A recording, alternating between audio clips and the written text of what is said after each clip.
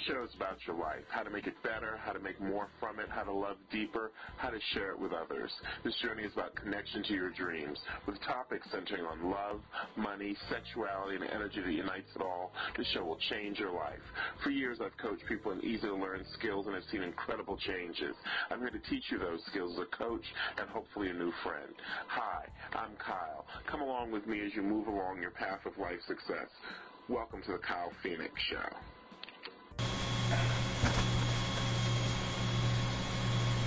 Well, I thought it would be a great topic to kind of throw in because I get lots of emails, and I'm grateful for all of the emails because they sometimes help me form what my next little segment is going to be about, or designing a video, or go research something, go get better answers, or go get better ways, or figure out better ways to frame what people are asking me about.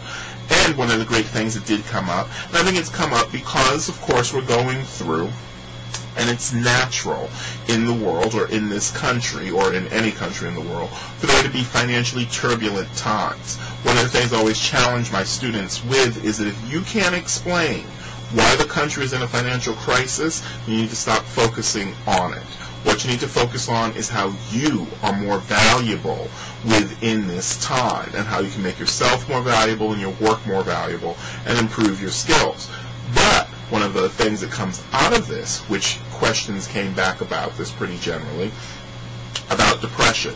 How do you deal with if you've been laid off, if your job or your work has been inconsistent, if you're not advancing, if suddenly you knew you weren't advancing, and then the world seems to have financially fallen apart, and now you're like, oh my God, now I ain't going to advance for another year or two at all, if I ever was going to advance, and these things start ladening into depression. Another thing that causes depression is social ostracism.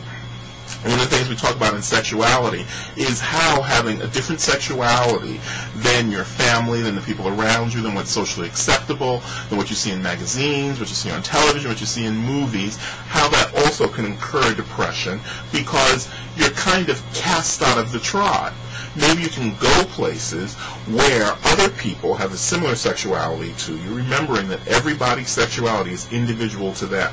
What you may like, someone may like something like it, but not specifically. So, a bunch of people have been cast off who maybe have never had time to really deal with what it feels like to be cast off and to be okay with who they are in their sexuality. Majority of people who have alternative sexualities go through some form of depression.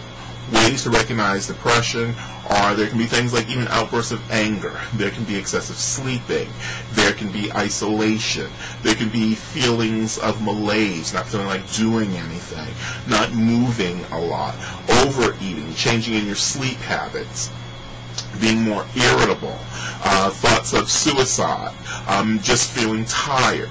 And it's natural to be depressed. It's unnatural to sit in it, to stay in it for too long. We all will have sad times in our lives, but generally the blues kind of pass along, and we go back to our more even-keel state. What you want to be attentive to is when your depression isn't passing, when it's continuing, where it's staying, when it may actually be seasonal, where there may actually be dips in it, where there's just weekends, every other weekend, you are down in the dumps. That's what you want to look at, because then that means that you're actually dealing with some level of depression, and there are ways that you can deal with it that don't have to necessarily be medical or involve any kind of pharmaceutical, but one of the things it might involve is it might involve a form of therapy. It might involve some actually focused therapy if you have other issues that you're dealing with, where you go and you sit with a counselor, a therapist, a social worker, or a psychologist, and you talk to them about those issues. You talk to them about feeling ostracized, being the only one at the Thanksgiving table who maybe is going to have a boyfriend or a girlfriend, or no one at the Thanksgiving table talking about the fact that you're going to have a boyfriend or a girlfriend, or encouraging you to invite them, or encouraging you to have your dates, or look forward to marriage in your life. That can lead to, I'm not good as, and therefore, why should I exist? And it might seem a bit extreme, but a lot of what occurs, and a lot of particularly why gay men have trouble socializing and relating to each other non-sexually, sexuality and in terms of intimacy has to do with anger and depression and frustration, and not dealing with those in a healthy manner so they can actually then deal with another human being.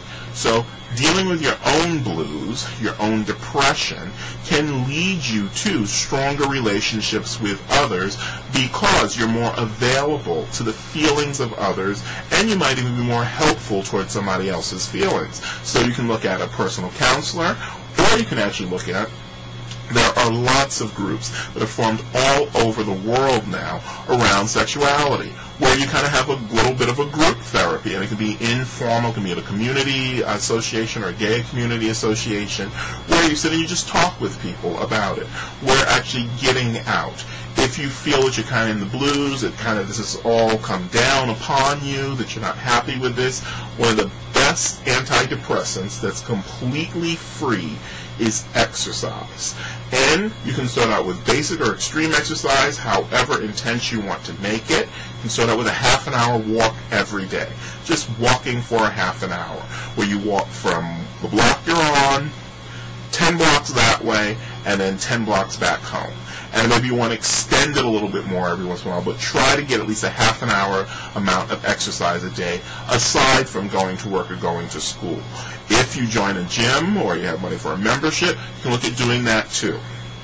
But part of what this does is this actually not only gets the blood moving, gets your body moving, gets you to see new things, but it starts pumping adrenaline through your body and endorphins. So you start taking the blues away in that way. If it gets severe, of course, we're going to talk about in some other segments how to deal with severe depression, how to recognize it, and who you actually want to talk to when the depression is recurring or deepens, or what it looks like when it deepens.